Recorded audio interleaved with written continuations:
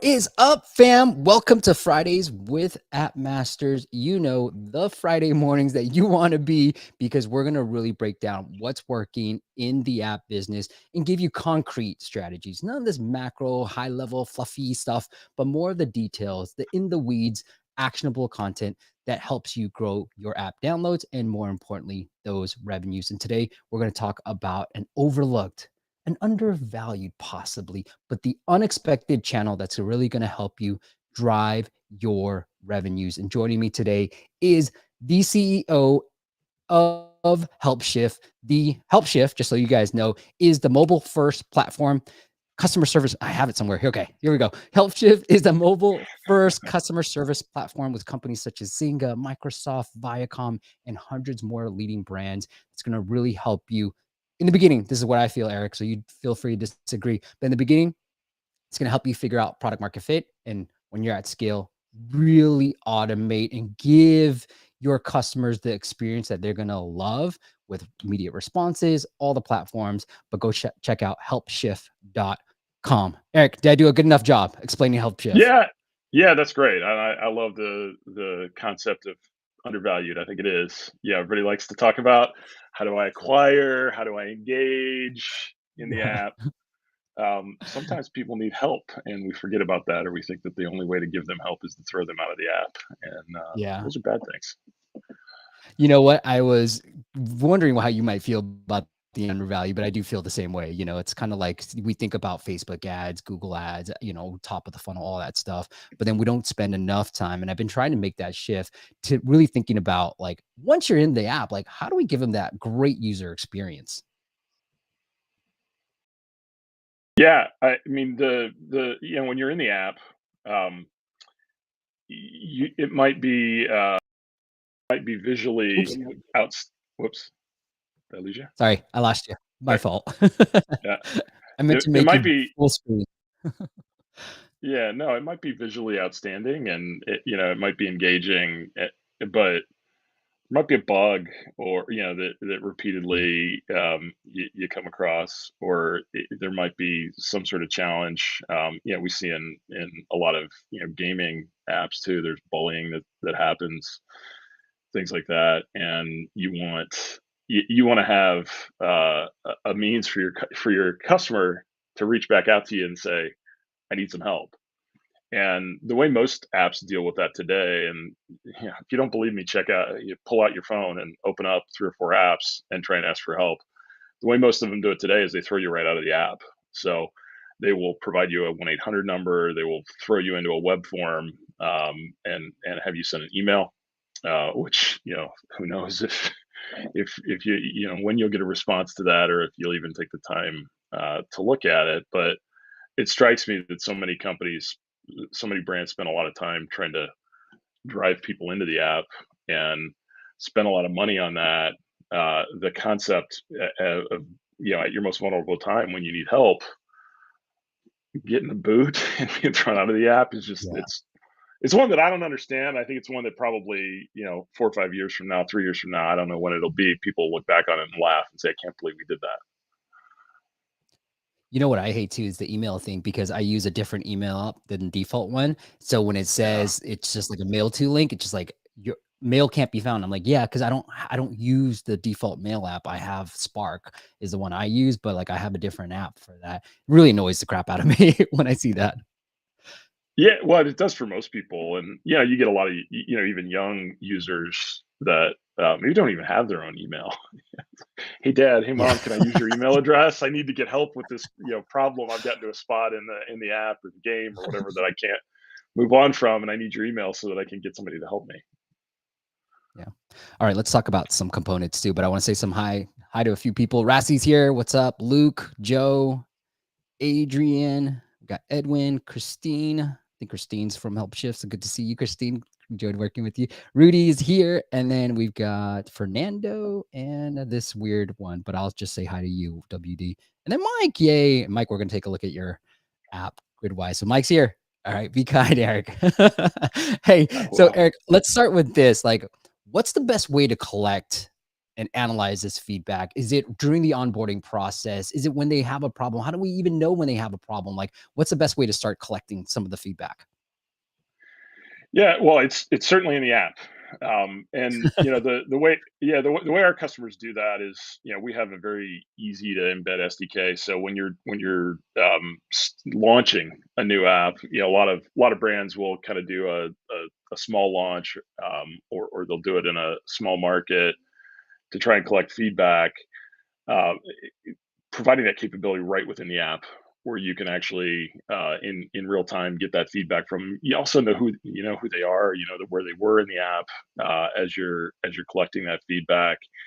It really gives you an opportunity to ensure that you get high ratings when you actually publish the thing, or you've at least minimized the risk that there's a bunch of gotchas in there that you don't have, or that you didn't have visibility to before, because there's a lot of great programs out there that will help you with kind of reliability and security and things like that.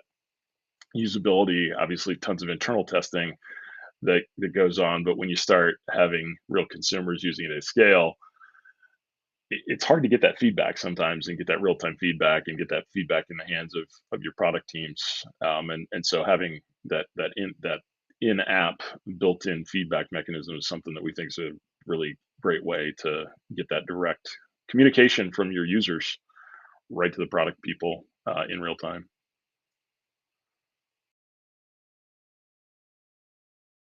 Can't hear you, Steve. I gotta stop muting myself. Just be quiet when Eric's talking. My lip Stop muting reading is not yourself. that good. I'm sorry. No, what I was trying to say was you go on any website these days and you'll see an intercom pop up. So is that one of the best practices when we get our users? I know one of the best practices that we've been saying is, hey, during the onboarding process, more people will buy, especially for subscription-based apps, more people will buy during that onboarding flow than any other page on your or flow during the app experience. But what about when we're trying to incorporate customer feedback? Is it good to have it pop up right on first use, like the intercom that we might see on websites, or should we wait a little bit?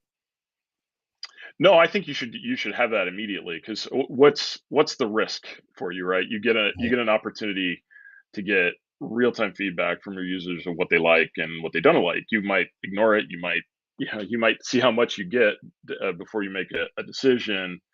And there are, that, like you mentioned, intercom. There's a ton of great kind of chatbot tools that are out there. They tend to be less specific to the actual user, and so the key element of what we do is we embed it within the app via the SDK. So you've Mhm. got that context of where they are in the app, what version of phone they're using, or what type of phone, or what operating system they're using on their phone. You can kind of see where they were in the game, where they had that issue, or in the app itself where they had where they struggled with that issue, and you get that in more in real time, whereas some of those other kind of chat bots tend to just be kind of always on, and they're collecting more generic feedback. We think that the context of having it in the app is a really important aspect of it, because that context is super valuable to the product developers. Eric, I'm always wondering, like, what is the good question? Because, if you ask Steve Jobs, he has a famous quote that says, if you ask the customer, or no, maybe it was Henry Ford, I have different, they both said the same thing. But if you have this customer, like Henry Ford said, if I asked the customer what they wanted a faster horse, not a car, right? And so Jobs the same way when he was talking about this. But like, I'm always wondering with customer feedback, like, or service, like, what are things that we should be asking them? How do we analyze some of the data that's coming in? It's like, fix this and fix that. Like, how do we go about asking the right questions so we get the right answers to fix the product? Well, I think that just that kind of the NPS question of would you recommend us to someone else is Hmm. is timeless, and it always works. But you could ask people in advance what kind of rating they'd give you. On the App Store. I mean, we use a 5 point rating system, and so if you ask them in advance and they tell you three, uh, why'd you give us a three? And you're getting that information as they're in the app, using the app, before they actually go out and make a rating in the App Store to you. So, it may not be an opportunity right then and there to change them and say, well, we'll do these things, and please give us a five. it at least gives you those early indicators of why people might be giving you low ratings in the app store. And that's, I think, whatever question, it kind of probably depends on the app. Was it easy to get through the purchasing process, or did the app hang up for you at certain times? You could ask specific questions like that are probably contextual based on the type of app that you have. But what kind of rating are you going to give me, and would you recommend it to a friend, are two pretty powerful ones. I like that one. I know the rating one's really popular. If you give me a 3 or even a 4 sometimes, you're like, "All right, how can we make this a 5 star? Give us some things." Have you guys seen, like, I guess the way I would maybe position this question would be like, what are some cool ways that you've seen your clients, you got some of the bigger ones out there, so I'm sure they have a lot of data, but what are some cool ways that they've been using Helpshift beyond what you thought was imaginable? Well, I so our best customers automate 90% of their Mm, customer interactions. So, meaning they've got a customer that's in the app that has raised their hand and said, "I need help with something," or "I have a challenge," or "I need support."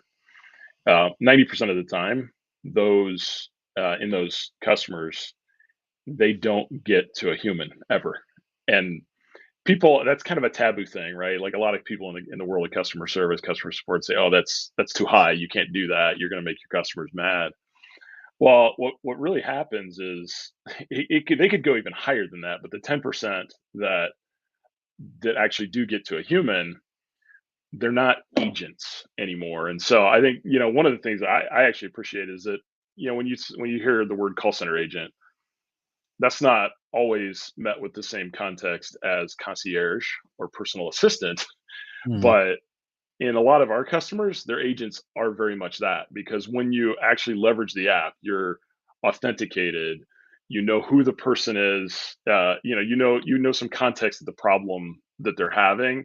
You've got history there of the last conversations that you've had, fully contained within the app, so it becomes more of a continuous dialogue.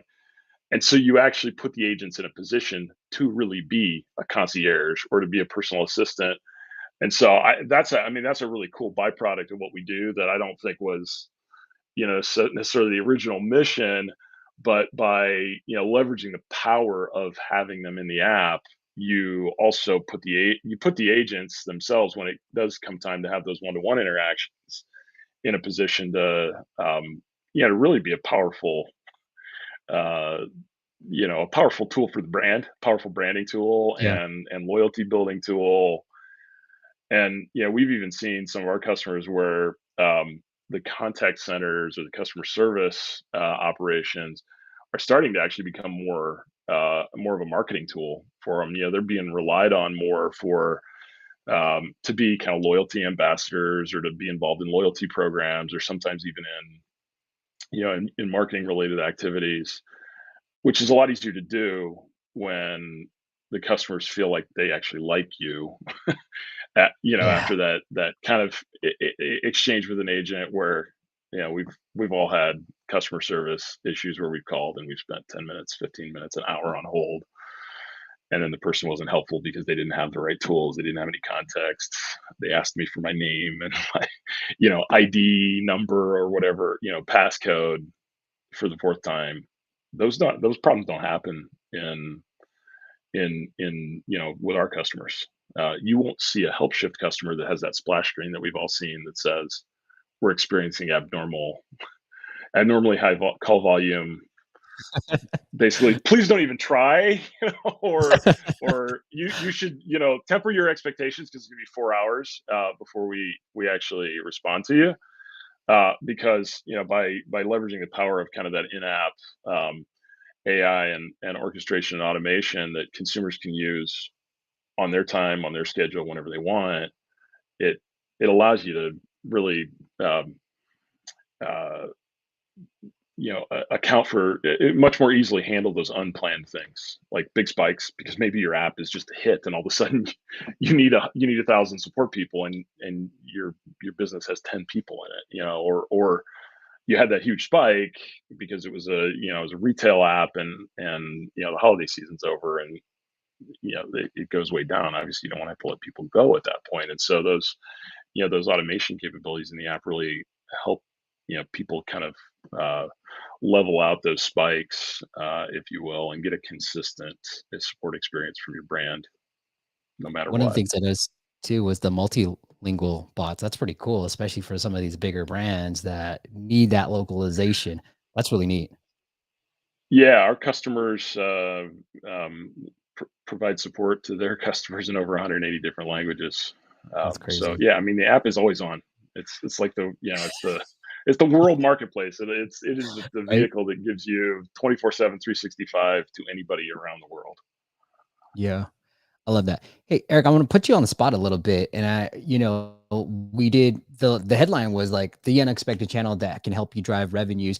Have you seen, do you have any like concrete examples or study of some of the apps that you guys have worked with and help support of people like literally using their customer service to help drive more revenues, whether it's what you said, and I fully believe in this, where customer service should be part of the marketing, should be part of the product team because they know their customers, they know what people are complaining about. Yeah, we have some examples on our website of some of the things that some of our specific customer examples. I don't have a great one top of mind for revenue growth. Although I think there's some on there. You put me on the spot and I'm I'll unprepared try to for find that some. one. Yeah. But but in terms of savings, through automation, huge. And as you think about, well, your app really allows you to grow, and it allows you to grow your revenues and grow your revenues in that in-app channel. 7 of the top 10 revenue generating apps globally and 12 of the top 20 use Helpshift in Mm, their apps. And so companies that have figured out how to monetize the app recognize the importance of keeping customers in the app. And what happens is as you scale and you grow your revenue, you get more support issues. You need to hire more people. You can't hire people fast enough. And so I can't think of a single example where we've had a customer that said, I've been able to get rid of support agents because we implemented Helpshift. But there's lots of examples of where they say, I've been able to grow, I've been able to double, triple, quadruple my business without doubling, tripling, right, quadrupling the people that I have in support. And also, my agents are a lot happier because all the kind of robotic tasks that are typically done by by humans are done by the bots. So those support agents end up with a whole lot more fulfilling job, a lot more job satisfaction than they have in some of the more I guess high volume kind of ticket closing environments that we can probably all think of, banks, phone companies, things like that. yeah. So, like, there's one that I pulled up here, like, you guys can check out the blog as well, but Yeah, I really like this, like, I wanna get into some of the why you should care about mobile gaming no matter what your app type is, but it looks like it's more of the automation, having happy customers that are in stress and need help. It's gonna really help you figure out make them more happy, and they're more happy, then they're more likely to give you a rating, they're more likely to subscribe, things like that. they are. But Yeah. yeah. I like it. But it looks like automation is the big thing, right? Like I kind of like it too. You know what? These bots are really smart because they're like, "Hey Steve, what are you having problems with?" And I'm like, or like a refund, right? Like, and then they're like, "Boop boop boop," and then done. Like, it's pretty crazy how smart these bots are becoming. They are, and a lot of our customers leverage, working the bots working in concert with the human agents, so they work together as a team, Mm, and actually, that is the experience that we find is yields the highest possible CSAT. So it's not purely an agent experience, purely a one-on-one experience. It's not purely a bot experience. It's actually the combination of bots and humans working together that yields the highest possible right. CSAT because if you think about it, bots are a great way to collect information to empower your agents to be a whole lot more effective when they get on the phone or they get on the live chat or just messaging with the consumer. And so that yields typically yields a pretty high CSAT with customers, and we'll find that sometimes, for example, you might log in, or you might say you've lost your password. The bot can help you with the reset of the password and take care of all that. You don't need to talk to an agent, but then maybe you want to buy something, you want to buy some add-on to your account. You talk to a human, escalate to a human, kind of all in that that same experience. And then maybe there's one other thing that you need at the end that there's a bot set up to do that the human agent can pass you right back to the bot then to complete the process, and then that whole history stays with you. I mean, the mobile app is such a great tool as well, just to have continuous engagement with the brand on so many levels. From a marketing perspective, we think about that from kind of a product experience, trial, even delivery perspective. We think about that, but from a sport perspective as well, it's probably nirvana. And maybe I'm drinking my own Kool-Aid a little bit here, but there's actually no reason that there's no reason that support has to have such a negative context. It really can just be a Right. relationship. It should just be another relationship. And if you think about what you use your phone for from a communication perspective, you use it in so many ways as a relationship tool with other people in your life. All the messages, the social media, um, everything else that you use your phone for. It is, like, for me at least, it's my primary relationship tool with just about everybody, personally, professionally, with my family. um, there's absolutely no reason it can't be that for brands, and brands that do it right with their apps, not just support. A lot of the other things that you talk about on your show as well. It sets brands up to really allow that device to be that same kind of relationship tool that it is for all the other relationships in your life. Yeah.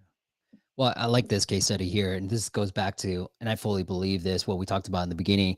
Half Brick, when launching Fruit Ninja 2, they really utilize Helpshift and really, like you would think Fruit Ninja is so popular. They have all this data, they understand their Yeah. users, but they were kind of you guys can read this, but it's like, especially in the beginning, like you really want to get that user feedback, where they're getting bugs, where they falling off, what do they have questions about? And especially for a game that's as simple as Fruit Ninja, right, Eric? Like you would think that it's like so simple. Like, why would anybody have questions? But I think it speaks volume. And I talked to so many app developers like Steve. I just had a call today. It's like, how do I increase my daily active users? And I was like, look, you're gonna have to really pay attention to the people that are in your app and not just focus on the top of the funnel. Because every time we think about growth, we always think top of the funnel and not enough within the down funnel metrics, as I like to say. Yeah, we didn't set out to be a gaming support tool No. at all. But a large percentage of our customers are gaming. We've got a lot of others, in retail and fintech and hospitality and some of these other things, and those are growing fast.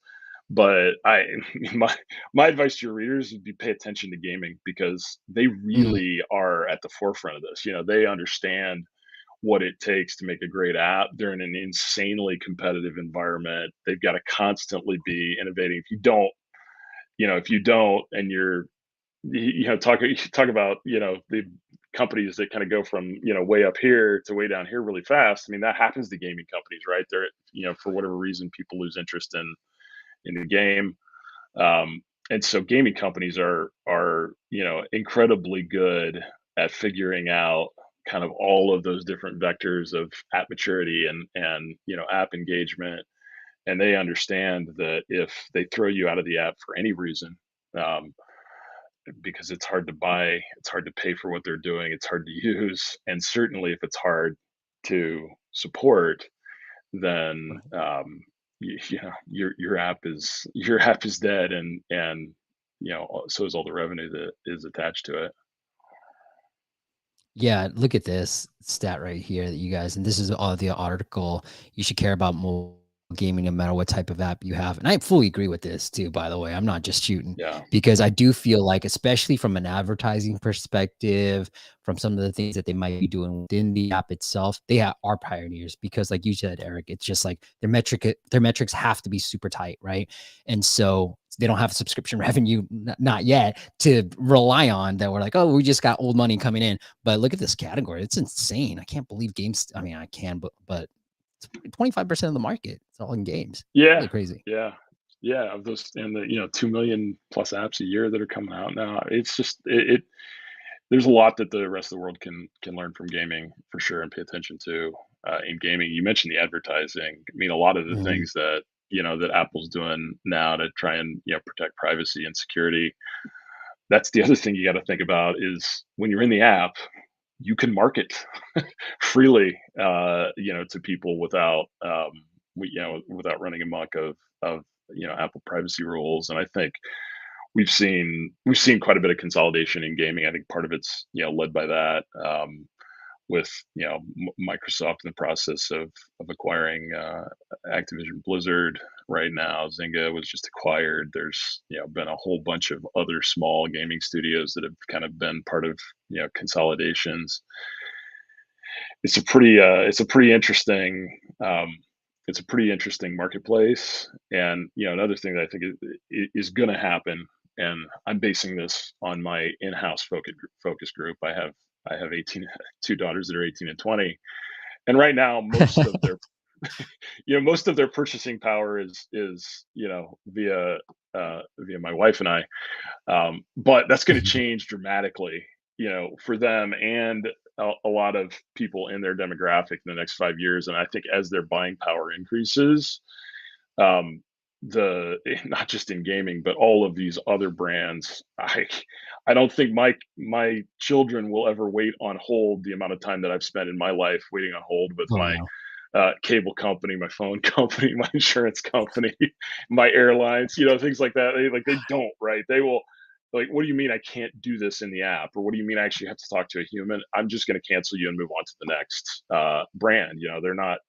So you think about that next generation of consumers, the buying power that they're building up. They're not going to tolerate that kind of legacy support model that is wrought with a lot of repetition and waiting. They don't like to do that. Yeah, I completely agree. And I wanted to put you on the spot again, Eric, but one of the ways of like from a previous interview, people have used this sort of messaging and app support to be like attribution. Like, hey, where did you find out about us? Right. Like, and kind of using that in early days, maybe you don't want to pay for an MMP mobile measurement partner. And maybe you want to use Helpshift to kind of get a sense of where people are coming from. Have you seen some clever ways? I know you mentioned marketing, and I love that. Right. Like, why aren't you marketing? I've been trying to push people to be more aggressive with their marketing because mobile users are so fickle and they may not come back that second, that third time. So within that first, let's say 3 opens, you want to have some deal in there. Are there some creative ways that people are using Helpshift to, besides customer service, like engage or attribution, marketing, whatever you want to take it? Yeah, in general, I would say no. We are very passionate about the customer service aspect of this, and that is our place in the world. We believe that at some point, not too far down the road, whether it's 3 years from now, 5 years from now, I can't predict, but we believe that maybe even the majority of customer service issues will originate from within the app. And so we're very passionate about the customer service aspect of it. There's a ton of great tools that can help you with, kind of that marketing and continuous marketing engagement piece of it, which is absolutely a complement to what we do. And part of, I think, making a great app is there's a lot of good tools and technology out there that are focused on helping get people in, keep them engaged, keep them in the app. But we very, very exclusively focus on the customer service part of it. I did mention before that we are starting to see customer service, though, become more involved in the marketing, particularly around kind of loyalty programs and things like that. Mhm. Because if you turn your customer service organization into somebody that has more of a relationship with your consumers, agents that are more personal assistants or kind of concierge kind of service versus just ticket closers trying to get you off the phone, you've got an opportunity to use them, as loyalty ambassadors or as part of marketing, trying to upsell, cross sell, things like that. So we certainly do see much more of that.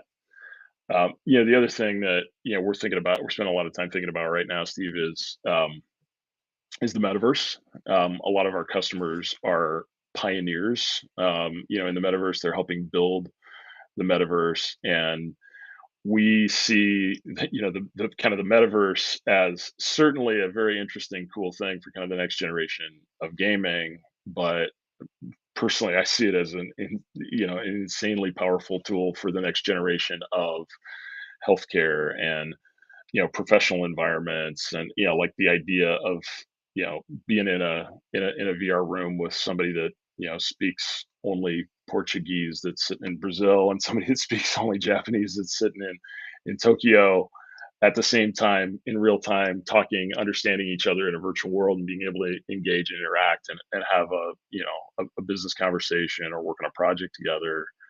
Is like there's such a limitless amount of things that that will come from that. And from a support perspective, certainly, when you're in that virtual world, leaving to go write out an email to someone is highly impractical. Mm, yeah. All right. We got a question from the audience. Luke says, sorry, Luke, it took a minute. Hey, Eric, can you send push notifications out to individuals if you're too late to respond to their message due to time zones? Let's say we Yeah, have an agent. absolutely. I mean, yeah, and at the core of what we do, it really is a messaging platform from within the app. So you would send, typically you've got the bots to help with responses 24/7, 365, and so a lot of times the customers around the clock will be able to get their answers. But if you needed help from an actual human, and maybe you've only got the ability to provide support maybe 8 to 5 in your local time zone, when a human actually responds later, when they get in and they address the issue, the end user would see a push notification right in the app that says you've got a response, and they'd be able to respond, and back and forth as That's needed. cool. Yeah, that's really neat. I love it. Okay. Eric, I got a few more questions for you, but I'm gonna save it for part two. So stay Okay. tuned for that. And talking more about the automation, maybe some clever ways to automate if a customer has a good user experience. Maybe there's some things that we can do from a marketing perspective that we can help automate too. But before we do, let's head into part two. We're gonna take a look at your apps. And so if you want us to take a look at your app, I know the two that we're gonna be looking at are in the comments already. Just go to appmasters.com/audit. I'm trying to find a cool little text thing that comes up appmasters.com/audit. But we start every part two of every show, Eric, with some dad jokes. And so you're the guest. Do you want to go first or do you want me to go first? Yeah, I'll go first. Why not? Okay. It's Friday, Hey, no and I cheating in thought, there either. Okay. No favoritism. no. So let's have honest voting. All right. E if you think Eric's joke was better, S if you think mine was better. And then we'll play for some. Eric, I'm Oh undefeated no, we ever got since to I vote. started. Okay, all right. Yeah, there's a vote in here, I Eric. sh- all right, I should come up with some better ones, but I thought it was Friday, and so I thought I'd proceed with a couple of weekend jokes, and I only get sick during the week because I have a weekend immune system. I love it. I have to press the button earlier. All right. So, Eric, what I try to do for every now is try to come up with a topic. So, I have a lot of customer support and customer service jokes. Okay. So, here we go. How Okay, many, good. and we're going to hopefully Comcast is out there, but how many Comcast customer service agents does it take to change a light bulb? I don't know, Steve. How many? Is the light bulb plugged in, sir? So that's the deal. All right. S if you thought mine was better, and then E if you thought Eric's was better. All right, in there. Okay, let's take a look at Mike's app. So Mike has Gridwise. Oops, let me pull it up real quick. This way. I really like the app, and Mike and I are actually starting to work together now. So gig driver assistant, boost rideshare, delivery pay. It's really cool. It'll sort of tell you what are this is where I think the coolest thing is. In popular events, you can discover new things. And so it's designed for the drive share or the ride share, the drivers, the gig economy, Uber, Lyft, Uber Eats, Postmates, DoorDash, all that stuff, help you boost your earnings and then save on mileage and tracking. But I think the coolest thing is, hey, they'll alert you when there's some popular things going on or how many passengers will be arriving at an airport. So I think that's the coolest part of the app. But Mike wants feedback, Eric, on onboarding suggestions, ASO, anything else you can think of for growth. So I'll let you kick it off. Well, yeah, I appreciate that. Hi, Mike. Um, I downloaded the app and played around in it a little bit, and I'm I'm not going to pretend to be an expert on anything other than the customer service aspect of it and kind of the feedback components of it. But yeah, the app itself is super easy to navigate visually, extremely appealing. I love that you get the feedback right in the app. So there's a forum built right into the app that says, "Give us feedback." Not a lot of apps do that, and so very very strong thumbs up on having the feedback button right there front and center when you're in the app and the You want me to ability go to into the yeah sure and have that form built right into the app. So I'm gonna put only while using. Go ahead. Sorry, I didn't mean to cut you off. No, that's okay. I'll let you catch up on the Let's see visual. if Yahoo has this trick too. Gridwise? Sorry, Mike. Yeah. All right, let me do this and then I will come back to it. Go ahead. Yeah, so yeah, very very very slick, cool cool design. Love the feedback. Um, Help is also very easy to find. It's right there, kind of front lower part of the app when you go in. Um, Although it does exactly what I talked about earlier. It provides an immediate ejection from the app, so it moves you Mm. out to a web form to view static FAQs, and then if you need further help, it pushes you to an email form. Um, and I don't, I'm not an Uber or Lyft driver, but I can imagine that kind of trying to navigate in and out of an email app and respond to emails while you're in your vehicle is probably not the most user friendly thing for drivers. And so, and I have no idea what the kind of the SLA is for response, but I think you could benefit Mike a lot from having some of those more common things that customers ask being provided, quickly by a bot. Um, and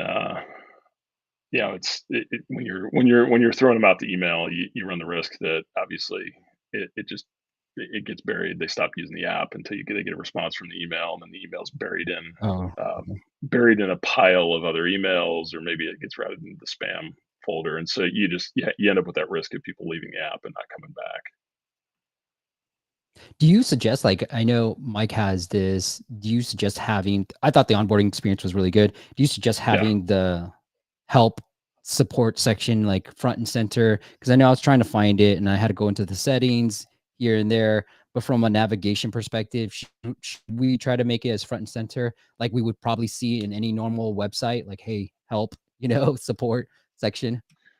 Yeah, and I mean, I think it's prominently placed here. The help button where it's positioned in the lower part of it. You certainly do want to have it during the onboarding as well, because if it's difficult, Yeah. people can't get stuck during kind of the onboarding process. You don't even realize how many people you're losing. But positioning of the help button the way it's kind of laid out on the page here is not an issue. But if you click on that help button, it's gonna push you into an FAQ. It's gonna throw you out of the website. It's gonna push you into the FAQ, so which is not a dynamic kind of FAQ, so it's not reflecting what are the most common things that people are asking about or seeking help on right now.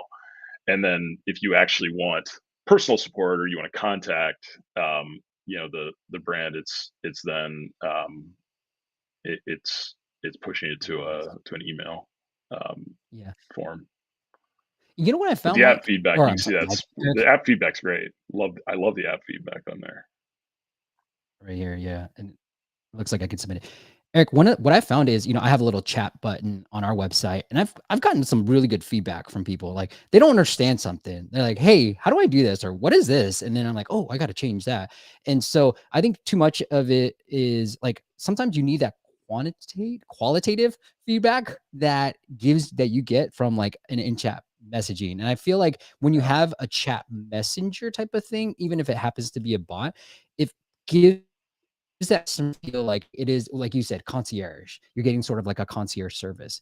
So I don't know. Like I think I would try to add that chat as much as possible in there. I don't know. I just gotten really good feedback from that thing.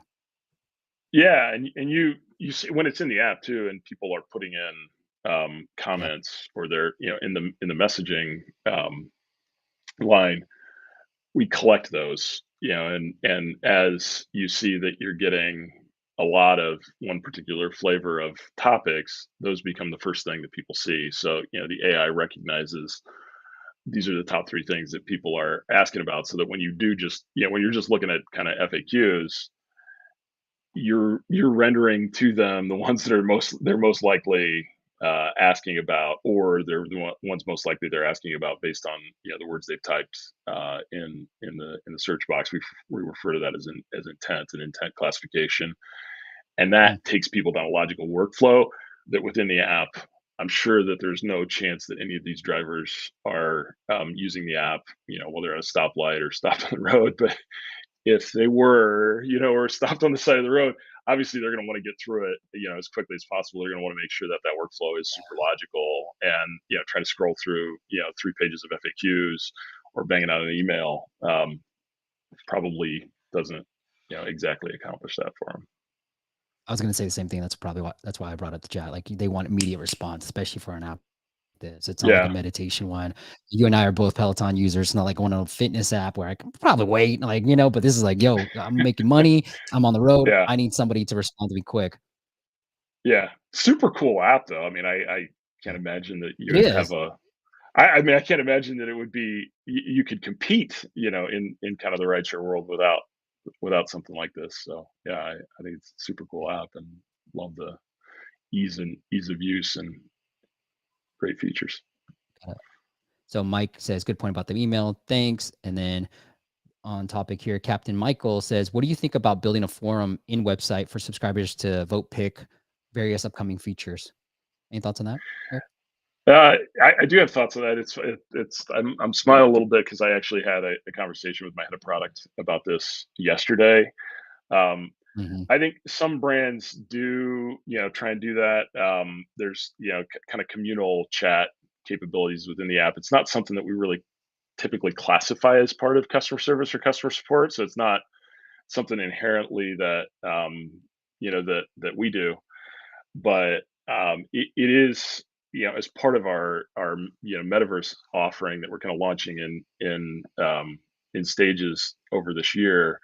One of the things that we've actually filed a patent on is blockchain support, so that you could actually have a unique support NFT.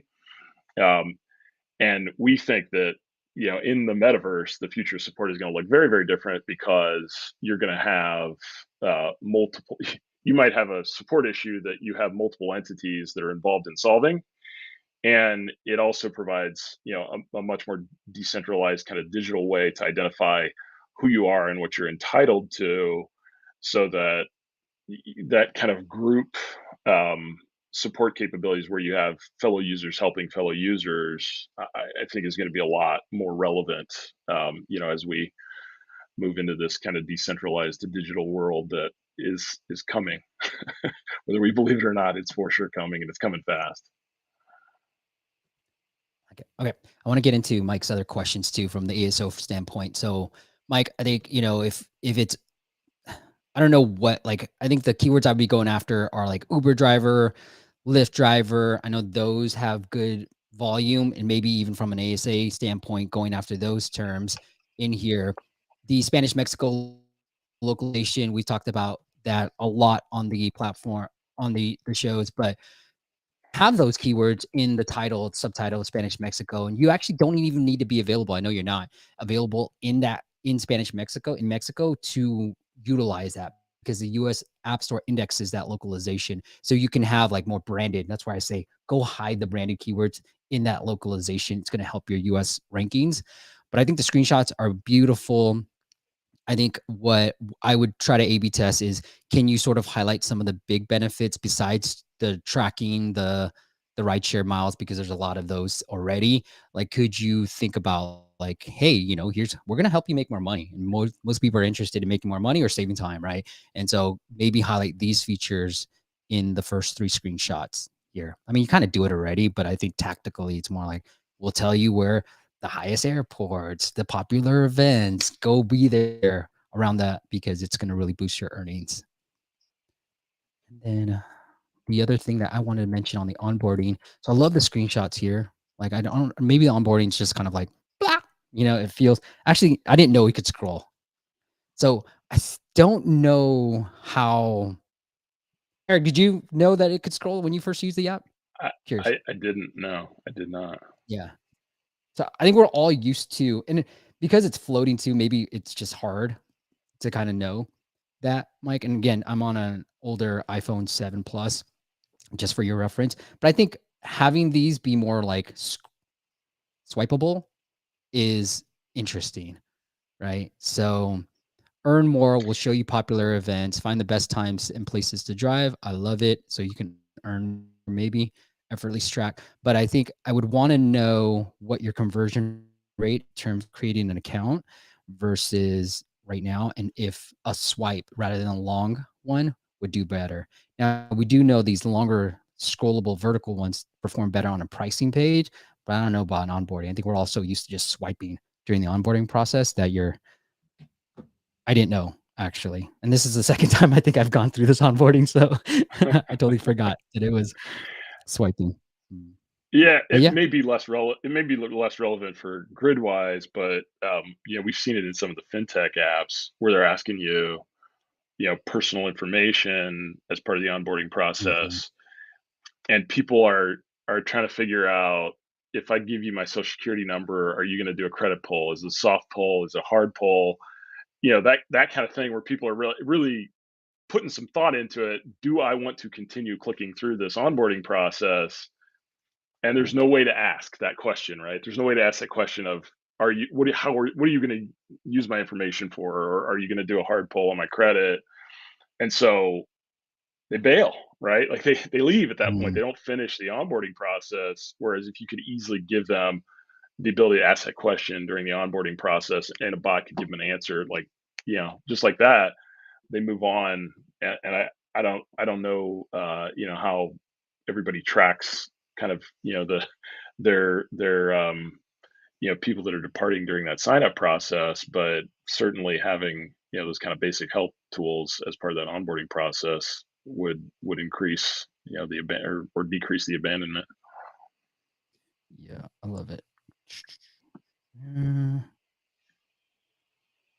okay. I'm trying to think from a UI perspective. Now, look, they're doing really well. The reviews are there, but Mike, you asked for this. So one of the things, best practices, if this subscription Gridwise Plus is you want to show this during the onboarding. And Mike, it's funny that your onboarding screen is vertical, but yet your pricing screen, you almost have it flipped. Your pricing screen is horizontal swipe. And so I would flip the two and kind of talk about that and then show this pricing page here. So one of the things that we've seen work really well is the Blinkist, how your 7-day free trial works, will notify you, all that stuff. It does it really increase conversions, but I would go long here and then I would go horizontal on the onboarding. But that's what I would do. And then the last thing, and I'm nitpicking here, is maybe there's too much focus up top right here, up right here. And then I want maybe you find that the main thing that you want your users to do is link an account. Because once you've linked an account, you've got them, right? Because then now they're like really invested. And so maybe bringing that up or even showing this linking account during the onboarding process. Maybe. I don't know. I don't know if it's at one trigger. I know where Twitter, where they're like, hey, follow X amount of people, and then we got a really good user. And so they really focused on during the onboarding, getting people to follow people. And so if there's a a thing that you want users to do, an action that you want users to do to make sure they're really engaged in the app, I would try to highlight that either during the onboarding or really up top in this main homepage screen. Cool. Anything else, Eric? No, it's a cool app. I love the Yeah, I concept. really Like I like said, I can't it. imagine how you could be a rideshare driver without something like this. 13,000 ratings. So congratulations. Yeah. And then we'll hopefully do an interview with one of the founder, Mike from Gridwise. He runs all the growth from Gridwise right now. Okay, Eric, I hate to say this, but you won the last round. It Oh, was a nice. shutout. Miguel, Rudy, Samuel, Adrian.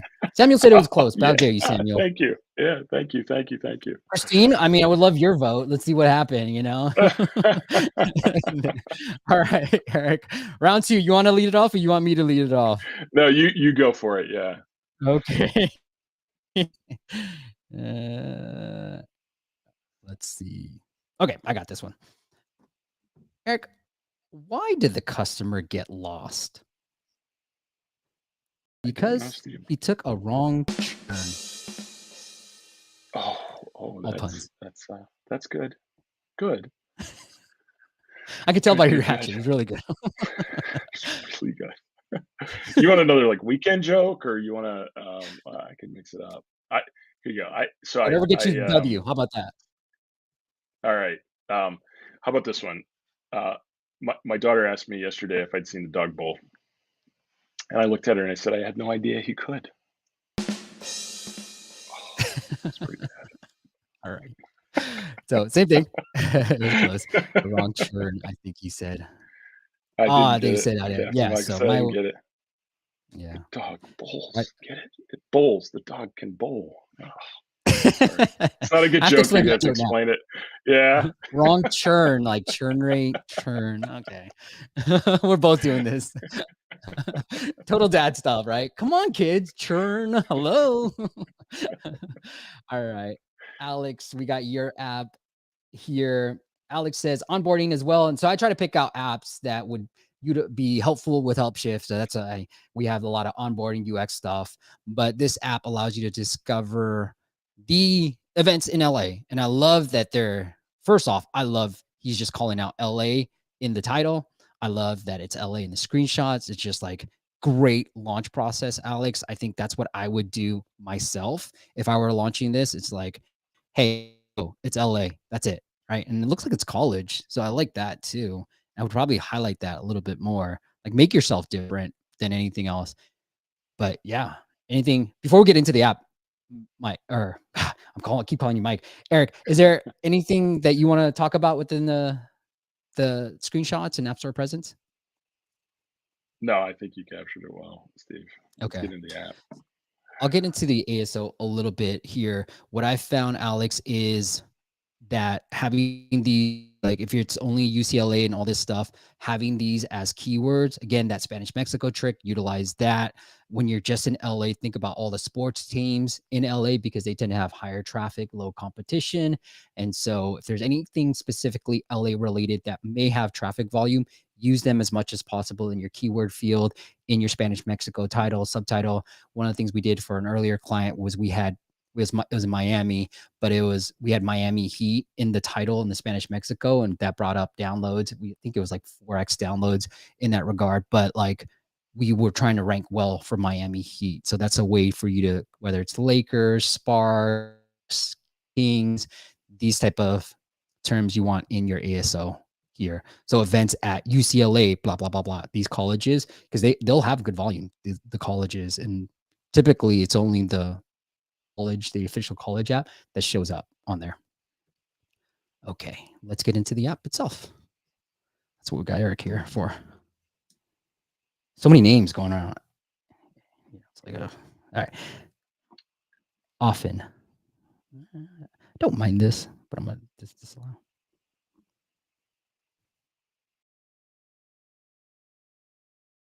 So I don't know. You and I can stand up anymore. I know you went to Oh, no, Purdue. I went to yeah, no, Davis. I can sign up. I signed up. Oh, you did? With the I all right. did. Let's see. Yeah, I just checked it out. I signed up. Notice there's a help icon there, so you can get help during the sign up. Well done. Here, I'll pull it back up. Yeah, let's see what happens. Oh, see, this is what I hate. Se See, this is Send what us a I'm always. DM on Instagram. I See, this is another one. I gotta pick on this one a little bit, Steve. Yeah, This do isn't an it, Eric. often, thing, but we hear from, prospective customers a lot of times, "Oh, we wanna actually use Facebook Messenger or Instagram or Twitter DMs as our messaging vehicle." So, again, I say you've spent all this time and money trying to get people into your app and engaged with you and engage with your brand. Why, when they need help, do you want to throw them into someone else's app? And by the way, rumor has it, when you throw them into someone else's app, it's a social media company, there's high risk that they may actually sell the firmographic information. And those Mm, people that, like if you're a retail app and you're pushing people out of your app because they need help, they're looking for, size 8 pair of red shoes, and you push them over to Facebook, what do you think Facebook's going to do with that information? They're going to sell it to all your competitors, who are then going to go try and sell them a size 8 pair of shoes. So that one is puzzling to me. That like chalk that up to another one of those where I think people, 3 years from now are going to, I can't believe I ever did that. Now, I'm not saying social media isn't an exceptionally good way to create brand awareness and identity and marketing and engagement. You should absolutely use those things for that.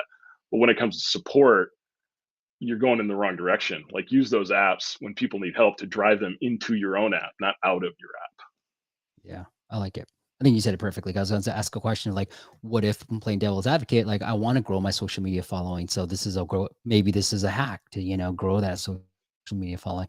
But I think there's other reasons and other parts of your app that you can probably do that versus support. Absolutely. It's a total compliment. I mean, you should be using So, social media obviously as a way to create more brand identity, but not, yeah. not as a place to offboard customers when they need help. Yeah.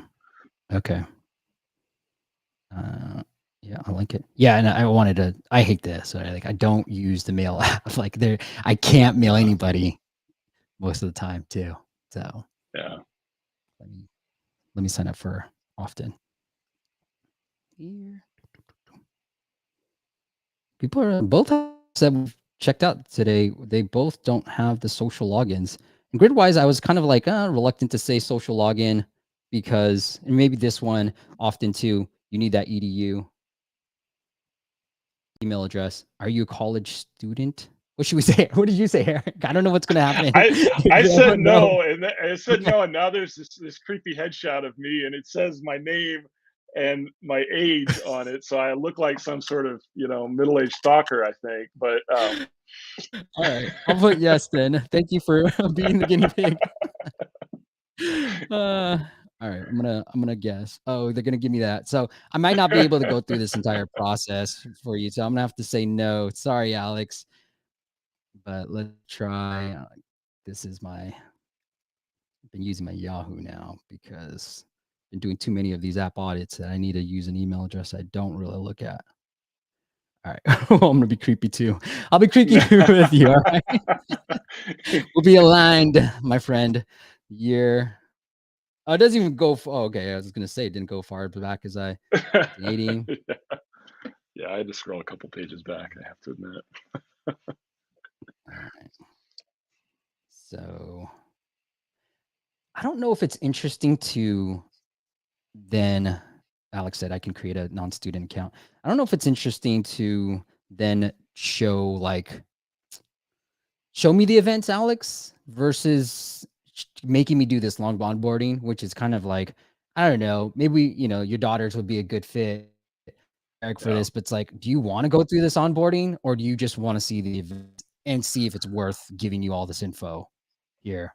Yeah, I definitely wanna see the events. I mean, I wanna get a better sense of Yeah. what I'm getting into because, like, college students are bombarded by all sorts of, "These are the coolest events, these are the things that are happening." Like, I wanna know if I'm signing up to something that's just, Yep. these 3 bars that are part of some, group that are, have created this app to try and draw me in. Is it just another kind of marketing thing to get me to come spend money, um, as part of a kind of a paid outreach? Because I think it's billed Okay. as And see again. students helping students, yeah, and you've got to get the 6-digit code in your email. Yeah. Which is super annoying.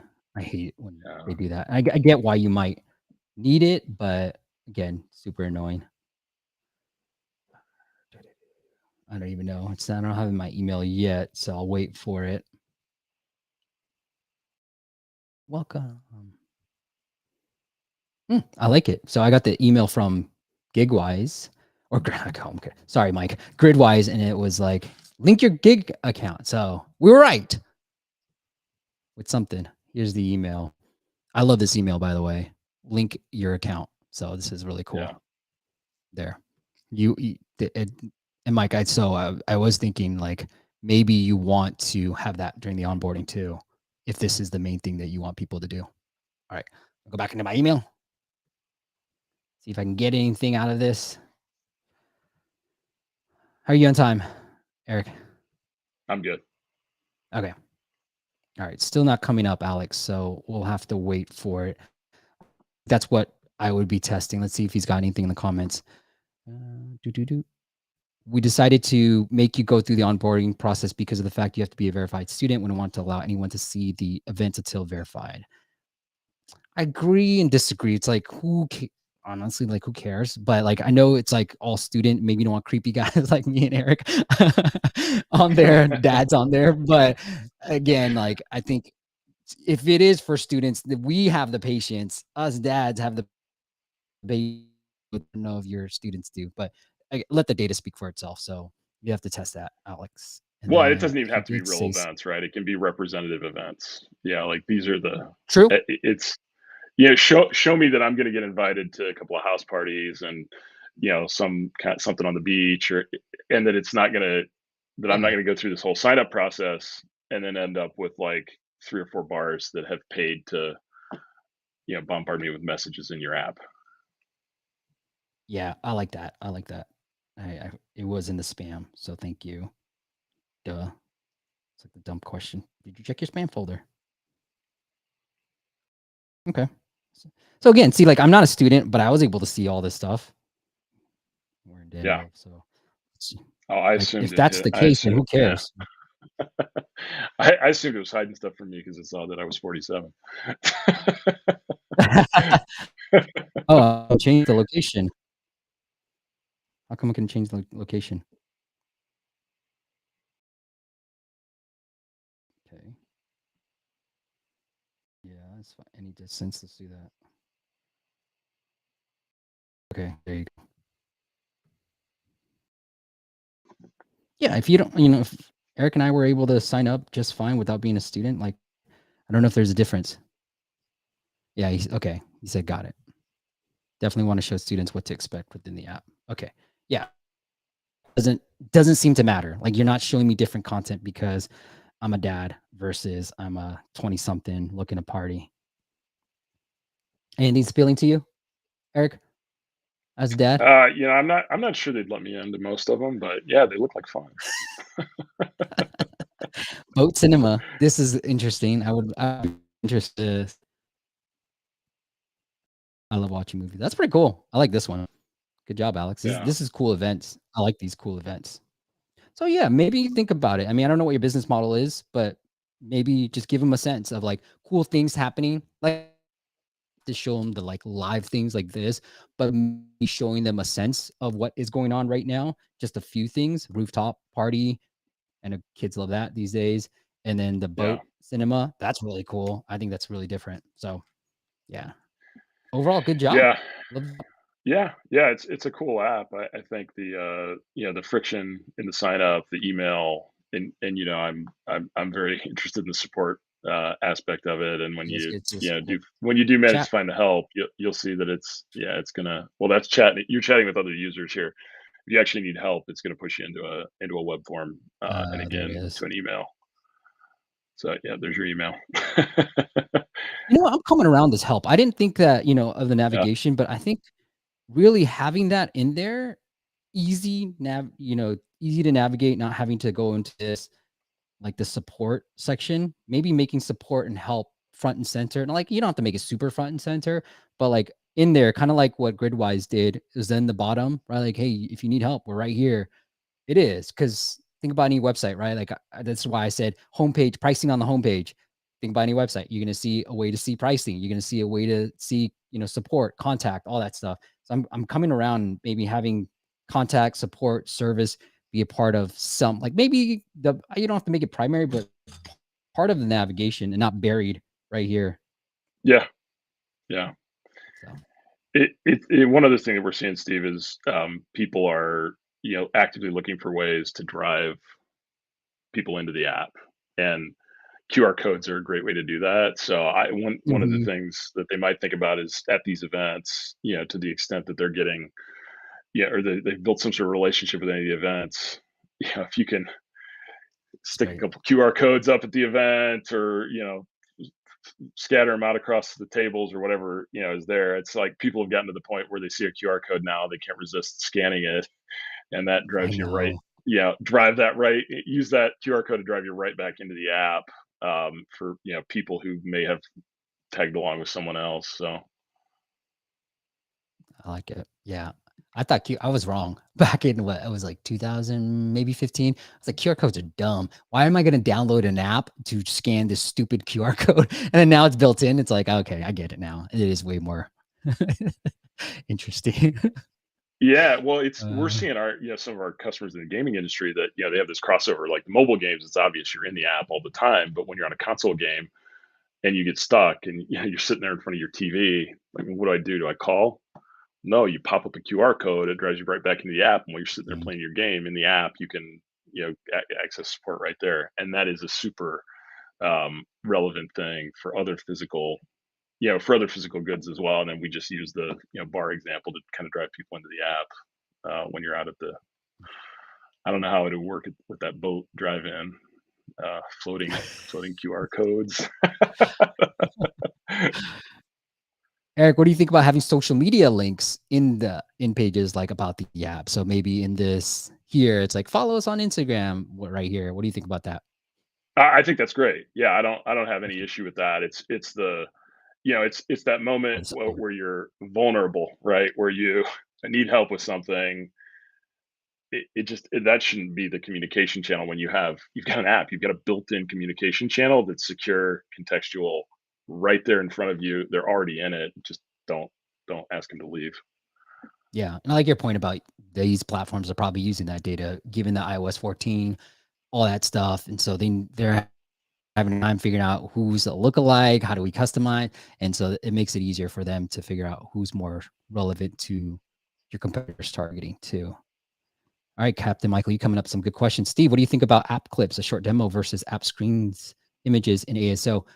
I don't know, Michael. That's a short answer. I mean, it's worth testing. I mean, we've been running some in-app events to really like mix results. Like I thought maybe it would help ASO. So I think it's so early that I would test it just to see if it works or not. Because sometimes I thought in-app events so easy to create. Really, the review process was kind of brutal. Apple that they were rejecting a lot of in-app events too for our clients. So, and then the ASO standpoint, I thought it was low-hanging fruit, something easy to do that we can get done. Maybe there's some ASO benefit. I'm kind of coming around and being like, maybe not, because I mean, yeah. So I would say test it out. I don't have enough data to speak on it. All right. Hey, so Eric, one of the things I wanted to talk to you about the little cliffhanger from part one was automation. Like the what I'm thinking, you tell me about this. Like you do the automated, they have a great experience.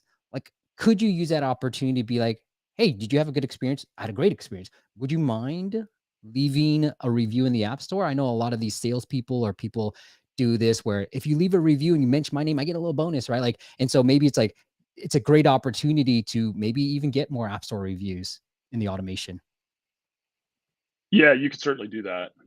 You could direct them. You could create essentially a bot either that is tied to the feedback. So if they give you feedback and it's a 5-star rating based on their experience or the feedback that they've given you within the app, you could have it automatically say, "We would appreciate it if you send if you rate us a 5 in the app store and take a screenshot and send it to us." You could use social media for that. Even I'm sure there's lots of creative ways that you could facilitate um, referral referral fees or whatever you might want to do there. But you can certainly, from within the app, using both our feedback bot or just the automation capabilities, to help drive more people into the app store to leave you ratings. Love it. And then Alex, I'd love to hear if you guys have any unique marketing strategies for targeting Los Angeles and their college students in this area. And Alex, I'm assuming you're a college student as well. That's my assumption too. But any ideas, Eric? um, the I so I we just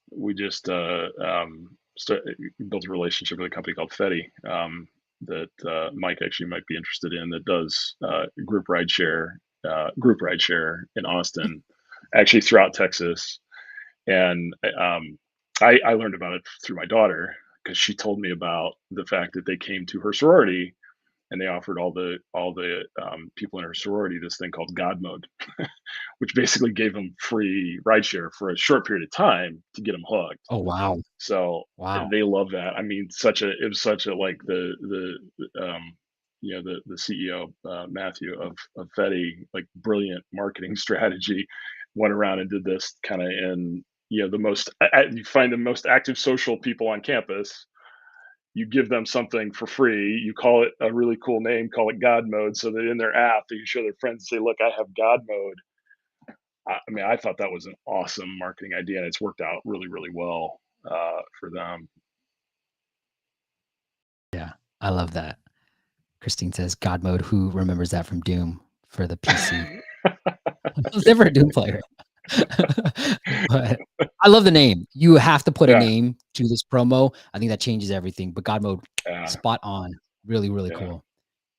I don't know if I can add more than that. I mean, obviously, I can give you dull answers like Facebook targeting, all that stuff.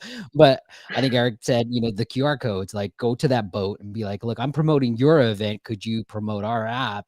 And so that people who come to these events, like events like these, maybe they're like, wait, I'm competing with others, but maybe you're not, right? So maybe there's a way through that QR code that you can do that too.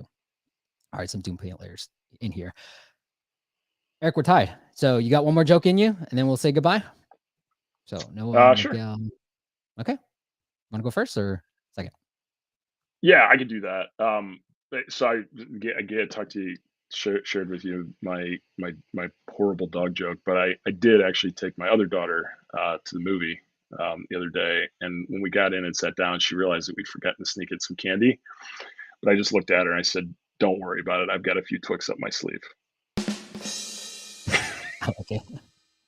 All right. What's a CSM? I think it's a customer service manager's favorite boy band. What's a customer service manager's favorite boy band? I One, don't know, Steve. retention. One, One retention. retention. All right. Nice. Put S Nice. if you thought I want to say undefeated. So put S if you thought my joke was better, but put E if you thought Eric finally got me undefeated. Go Once eat. again, Go guys, look, eat. if you want Once again, guys, it is helpshift.com. Look, we looked at the apps. You want to keep your users within your app, not take them to a mail because, frankly, I don't have that mail account. You don't want to take them to social media because that social media platform could sell that and help your competitors target the right users, your users, by the way. And so, if you want that messaging, that customer support, customer service in your app, and automate some of the things that you're like, man, everybody asked this. I've got questions. Just go to that's why I have YouTube video. I'm like, go check out this video. I already answered this question. Go check out helpshift.com. They work with a lot of great companies. You can see here, helpshift.com is the website. Eric, if the users, if the listeners and viewers want to check you out, or do you want to send them anywhere else? Is essentially what I'm trying to say. Sorry. Yeah, I mean, feel free to connect with me on LinkedIn. Happy to uh, give some more personal help to some of the apps that showed up today. If they'd like, it Yeah. would be certainly happy to help. Well, Eric's LinkedIn profile is linked up into the YouTube description as well. So go reach out to him. Tell him you heard it on this very channel. And Eric, I think it's the way you delivered it that got you the win. I'm defeated now. I think I'm 5-1. I'm a sucker All for right. Twix. One retention. I thought that was a good joke. All right. I'm kind I of actually hurt. liked One Retention. I got it. I got the reference to One Direction. So it was well done. But Well, Eric, thank you so much again for coming on and doing this. I really appreciate it. thanks for having me. I enjoyed it very much. Yeah. So look, thanks for the offer, Mike. And then says that and Captain Michael. So join us next week, every Friday, really 9 a.m. Pacific. But we're going to talk really about UGC content, why it's outperforming any of these high price agency, high video production type of things. But UGC content, things that you can just pay for a few $100, hopefully. But that's working. when you're trying to attract the right users. So we're going to talk all about how do you find the right people to create it, what kind of content is the best way, and then, can you pay some influencers to create that UGC content? It's been years we've been talking about this, still works today. So join us next Friday where we're going to talk all about that. Eric, thank you. You won, my friend. We're going to be doing some more stuff later on. So look out for that. Super excited to be working with you guys in the more creating more content for the audience and really helping the audience grow. But thank you so much for coming on and doing this. My pleasure. Thanks for having me. All right. Thank you guys. Bye. Christine, thank you. Captain. Good. I said bye to everybody. All right. Have a great weekend. I'll see you guys next Friday. Bye.